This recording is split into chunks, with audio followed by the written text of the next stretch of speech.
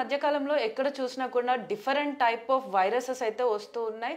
ప్రతి ఒక్కరు కూడా అంటే మనకి తెలియకుండానే మనం తీసుకునే ఫుడ్ వలన లేకపోతే మనం వర్క్ చేసే ప్లేసెస్లలో హైజీనిక్గా ఉండకపోవడమా తెలియదు కానీ కొత్త కొత్త పేర్లతోటి అయితే డిఫరెంట్ టైప్స్ ఆఫ్ వైరసెస్ అయితే వస్తున్నాయి. తాజాగా జీబీఎస్ వైరస్ అందరికీ తెలిసిందే. కానీ ఈ మధ్య కాలంలో అయితే ఈ 2 నెలల వ్యవధిలో ఏపీలో కేవలం 2 నెలల వ్యవధిలో దాదాపుగా 40 కేసులు అయితే నమోదయ్యాయి. సో ఇప్పుడు ఏపీ ప్రభుత్వం కూడా అప్రమత్తమైంది. ఆ ఎఫెక్ట్ మన తెలంగాణ పైన కూడా చూపిస్తుందా? అసలు ఈ జీబీఎస్ సిండ్రోమ్ అనేది ఎందుకు వ్యాపిస్తుంది, ఎలా వ్యాపిస్తుంది, తగిన చర్యలు ఏంటి అన్న విషయాలు మనకి విశ్లేషించడానికి మనతో పాటు గౌట్ డాక్టర్ అదేవిధంగా జనరల్ ఫిజిషియన్ అయిన డాక్టర్ వసంత్ గారు ఉన్నారు. వారిని అడిగి తెలుసుకుందాం. నమస్తే సార్. నమస్తే సార్, జీబీఎస్ వైరస్ అంటే ఇంతకుముందు వస్తుంది అని చెప్పేసి అయితే మనం మాట్లాడుకున్నది అయితే ఉంది. సో ఇప్పుడు కొత్తగా ఏంటి అంటే 40 కేసులు అయ్యాయి ఏపీలో. ఏపీ ప్రభుత్వం కూడా అప్రమత్తం అయిపోయింది. ఇవి ఇంకా పెరిగే ఛాన్సెస్ ఉన్నాయి అనే ఒక వార్త కూడా వస్తుంది. అందులో ఎంతవరకు నిజం ఉందంటారు?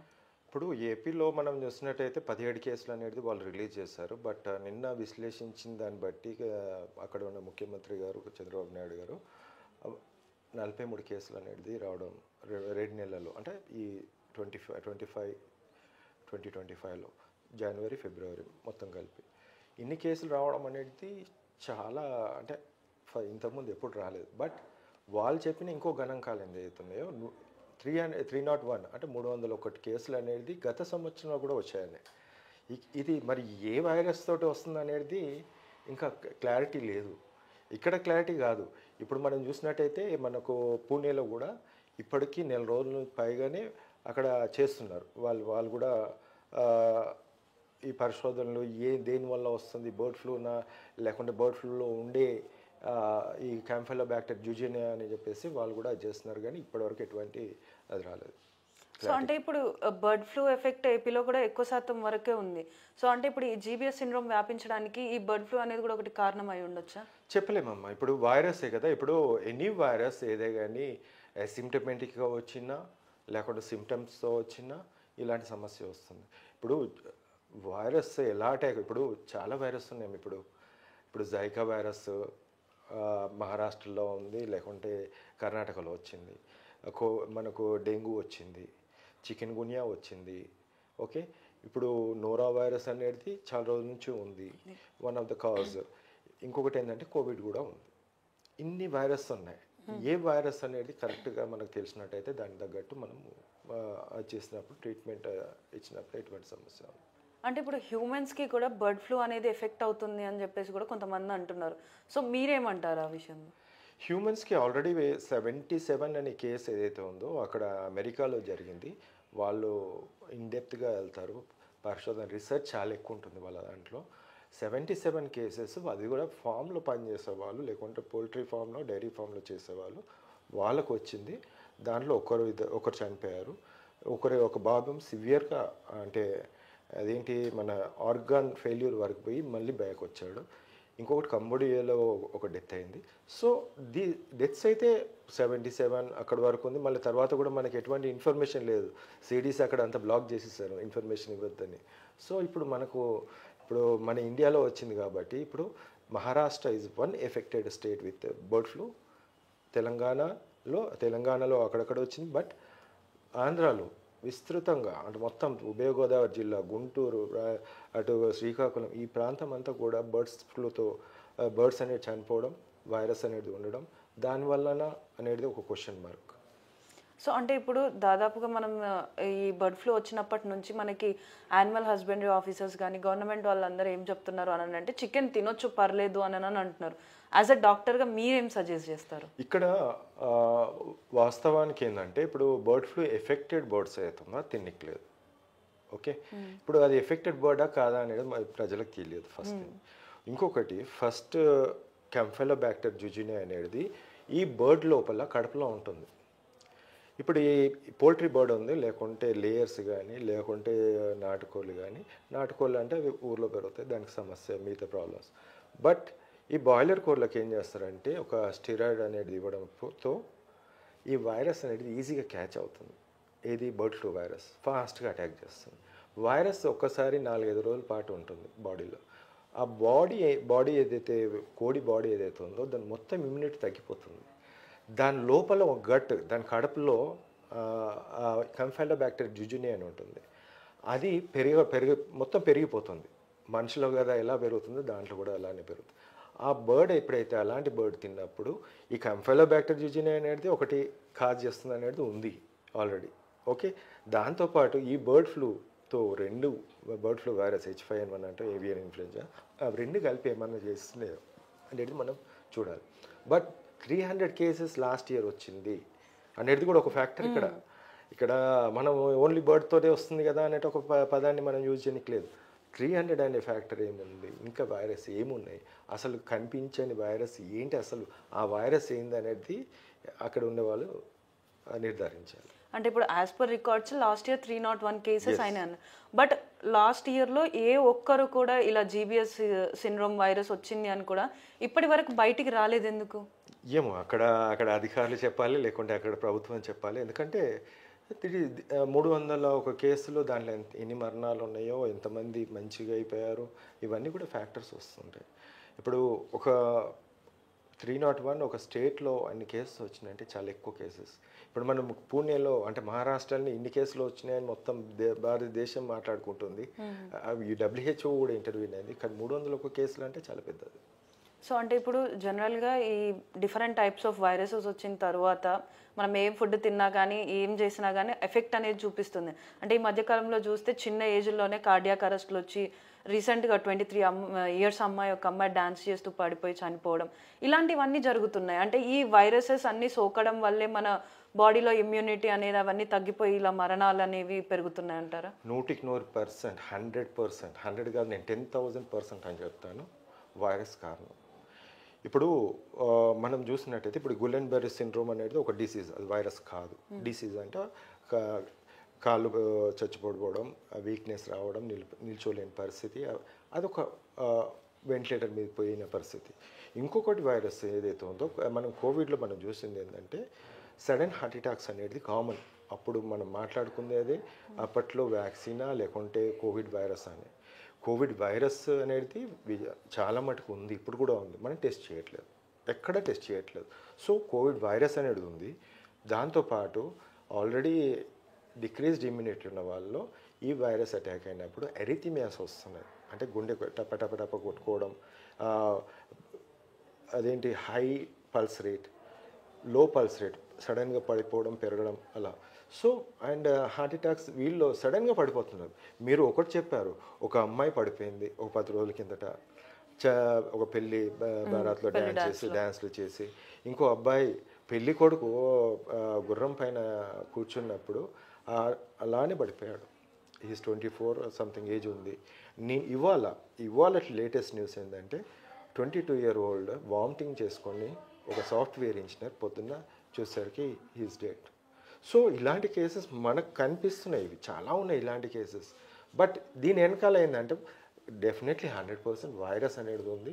Because of the virus it has making the difference అన్నట్టు. అంటే ఇప్పుడు మీరు చెప్పేదాన్ని బట్టి చూస్తే ఇప్పుడు ఏదైతే మనం కరోనా టెస్ట్ చేయించుకుంటే లిటరల్గా ఇప్పుడు అంటే కొంతమంది ఒక 100లో ఒక 10 members కానీ ఈ కరోనా సిమ్టమ్స్ ఉండి కరోనా వైరస్ ఉంది అని అనుకోవచ్చా? డెఫినెట్లీ. ఇప్పుడు చాలామంది ఏంటంటే వైరస్ వచ్చింది నాకేం కాలేదని 2 రోజులలో, కోవిడ్ అంటే 2 రోజులు ఫీవర్, ఆ తర్వాత ఫీవర్ ఉండదు. సో ఇప్పుడు వాళ్ళేమనుకుంటారంటే నాకు 2 రోజులు ఫీవర్ తగ్గిపోయింది, నేను ఏ యాక్టివిటీ అయినా చేయొచ్చు, రన్నింగ్ చేయొచ్చు, జంపింగ్ చేయొచ్చు, లేకుంటే జిమ్ చేయొచ్చు అనే ఆలోచనతో ఉన్నవాళ్ళు ఎవరైతే ఉన్నారో ఇలాంటివన్నీ ఆపేసుకుంటారు. తెలుస్తుంది okay we have to stop all the activities ఏదైతే మనం చేయాల్సిన యాక్టివిటీస్ ఏదైతే ఉన్నాయో కొద్దిగా నినాదంగా అవన్నీ చేసుకోవాలి. బట్ మెడిసిన్స్ ఉన్నాయి, దీనికి కోవిడ్కి మెడిసిన్ ఉంది, వైరస్ని చంపే మెడిసిన్ ఉంది, పాజిటివ్ నుంచి నెగిటివ్ 4 రోజులలో, డెంగ్యూకి ఉంది, చికెన్ గున్యాకు ఉంది, నోరా వైరస్కి ఉంది, చాలా వైరసెస్కి మనకు మందులు ఉన్నాయి. ఇప్పుడు ఇక్కడ చూసినట్టయితే ఇప్పుడు ఆంధ్రప్రదేశ్ ముఖ్యమంత్రి గారు చంద్రబాబు నాయుడు గారు ఏంటి ఆ కాజ్, వాట్ ఈస్ ఆ కాజ్ అని అడుగుతున్నారు. కాజ్ ఉంది, కాజ్ని తీసి దాని మెడిసిన్ ఇచ్చినట్టయితే డెఫినెట్లీ ఎటువంటి సమస్య రాదు. సో అంటే ఇప్పుడు ఈ జీబీఎస్ వైరస్కి మనం ట్రీట్మెంట్ చేయించుకోవాలన్నా కూడా చాలా వరకు ఖర్చు అవుతుందని కూడా అంటున్నారు. అంటే నిజంగానే అంత ఖర్చు అవుతుందా?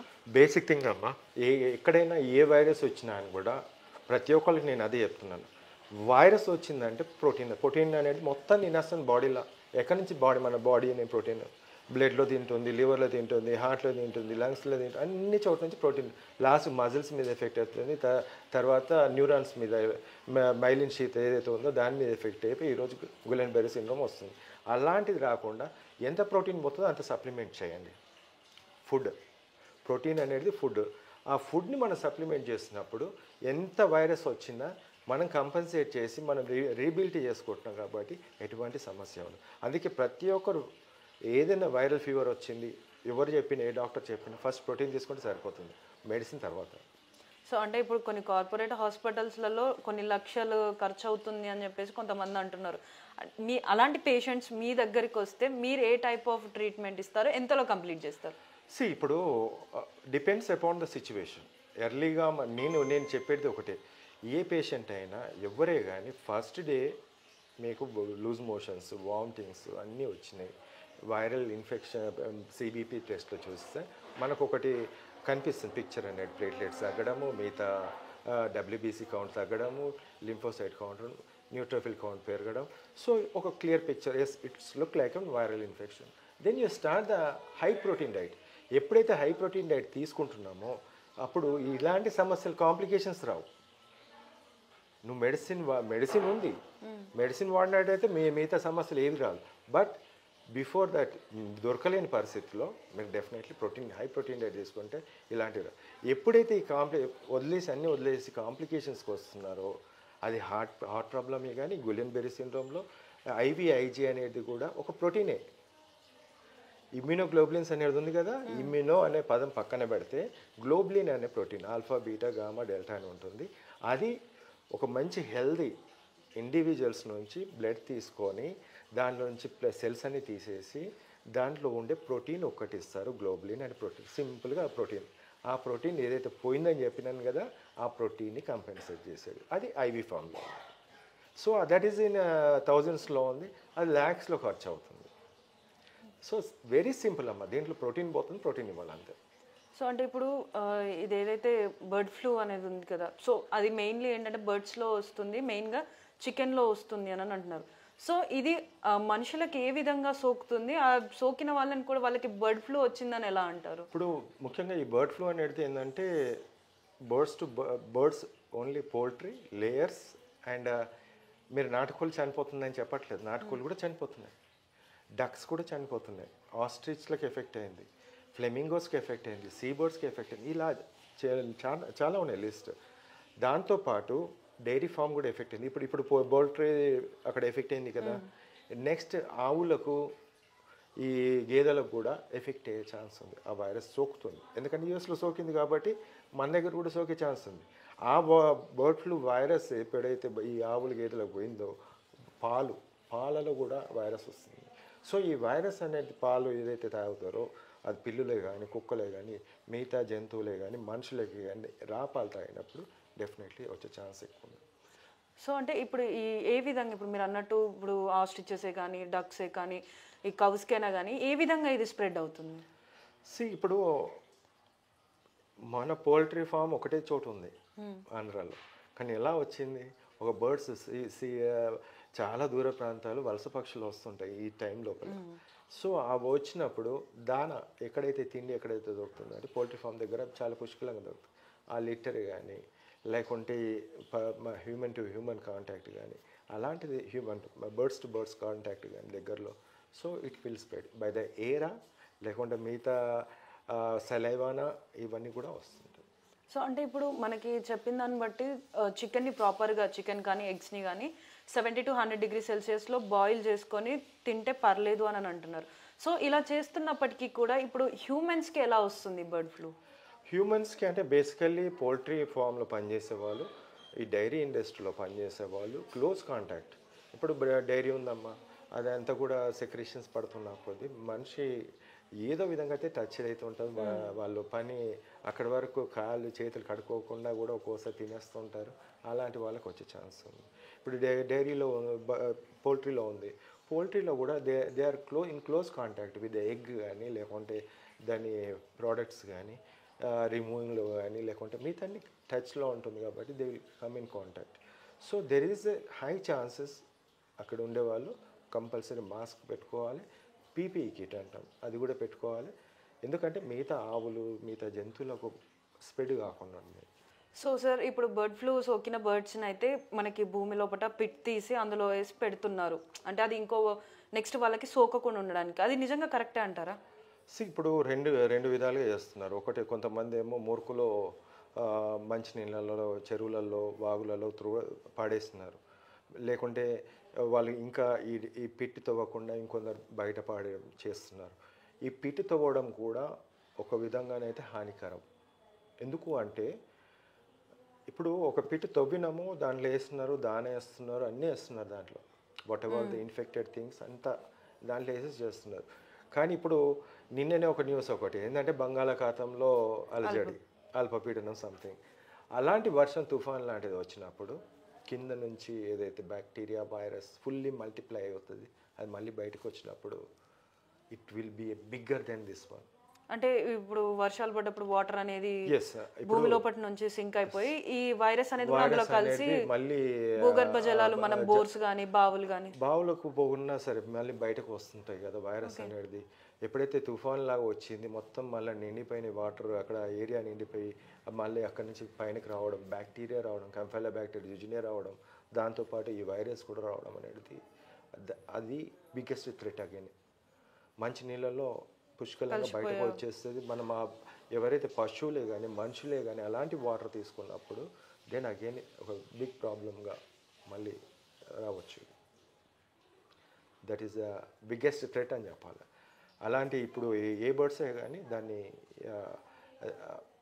కాల్ చేయడమే పెద్ద మంచి టాస్క్. దానికన్నా పూడ్చడం అనేది చాలా డేంజరస్. ఇప్పుడు వరదలు వచ్చినాయి, ఏం చేస్తారు? మళ్ళీ దాంట్లో మిక్స్ అయ్యే ఛాన్స్ మిక్స్ అవుతుంది, డెఫినెట్లీ అవుతుంది. ఇప్పుడు లేదు కొన్ని జంతువులు ఉంటాయి, అది డిగ్ చేసేసి బయటకు తీసుకొచ్చే విధంగా ఉంటాయి, అప్పటికి మల్టిప్లై అవుతుంటాయి. ఆ వేడికి ఆ లోపల ఉన్న మొత్తం భూమి లోపల ఉన్న వేడికి అని మనం వేసే దాన ఒక మెన్యూర్ లెక్క అయిపోతుంది దానికి. So it is again cause big problem. So అంటే ఇప్పుడు బర్డ్ ఫ్లూ వచ్చిన వాళ్ళల్లో డెత్ రేట్స్ అనేది ఏ విధంగా ఉంటుంది? సో ఇప్పటివరకు మనకు గత ఈ ఇన్ఫ్లుయెంజా ఏ వైరస్ అంటాం, ఇవన్నీ కూడా ఇన్ఫ్లుయెంజా ఏ వైరస్ తోటి కూడా డెత్స్ అనేది ఉన్నాయి నమోదైనవి. హాంకాంగ్లో కానీ 50%, 40% అలా డెత్స్ ఉన్నాయి. కానీ ఈ వేరియంట్ ఏదైతే హైలీ ప్యాథోజెనిక్, ఇప్పటి వరకు మనకు గణాంకాలు యుఎస్లోనే టెస్ట్ చేయబడ్డది, ఇంకా వేరే కంట్రీలో ఇక్కడ చేయలేదు. అంటే H5N1 అనేది ఒకటి వస్తుంది, దానివల్ల మనిషికి కూడా సోకుతుంది, పశువులో కూడా సోకుతుంది అనేది యుఎస్లో చాలా ఇన్డెప్త్గా చేస్తారు రీసెర్చ్. మన కంట్రీ కానీ మిగతా కంట్రీ అసలు మనం వాళ్ళ మీద ఆధారపడతాం. సో అక్కడ ఏదైతే ఉందో 71లో ఒక డెత్ అనేది ఉంది. అదేవిధంగా కంబోడియాలో ఒక డెత్ ఉంది. సో ద డెత్ అనేది 71లో మీరు ఆలోచించవచ్చు. వచ్చిన దాంట్లోనైతే మనం ఒక 2% కూడా అని చెప్పవచ్చు. సో చూస్తున్నారు కదా, ఈ జీబీఎస్ వైరస్ అనేది అలాగే ఈ బర్డ్ ఫ్లూ అనేది కూడా ఒకరి నుంచి ఒకరికి, అంటే ఇటు యానిమల్స్లో అయినా ఇటు హ్యూమన్స్లో అయినా కూడా స్ప్రెడ్ అవుతున్నాయి. ఎప్పుడు అనంటే మనం చర్యలు తీసుకోకుండా వాటిని డైరెక్ట్ ఇన్ కాంటాక్ట్ వెళ్ళినప్పుడు మాత్రమే ఇవి సోకుతున్నాయి. దానికి తగిన చర్యలు తీసుకోవడం, అంటే ఫార్మ్స్లో ఉన్నప్పుడు మాస్కులు పెట్టుకోవడం కానీ, కిట్స్ వేసుకోవడం కానీ, ఇలాంటి చర్యలు తీసుకున్నప్పుడు మనకి అది సోకకుండా ఉంటుంది. అలాగే మనం సోకినా కూడా తగిన టైంలో ట్రీట్మెంట్ అనేది తీసుకుంటే మనం దాని నుంచి బయటపడవచ్చు అని చెప్పేసి చెప్తున్నారు. ఇందులో డెత్ రేట్స్ అయితే ఎక్కువ శాతంగా ఏమి ఉండవు, భయపడాల్సిన పని లేదు. మనం జాగ్రత్తలు తీసుకొని డాక్టర్స్ని కన్సల్ట్ అయితే మనం క్యూర్ అయిపోతామని చెప్పేసి తెలుపుతున్నారు. For more videos like this, subscribe Big TV channel.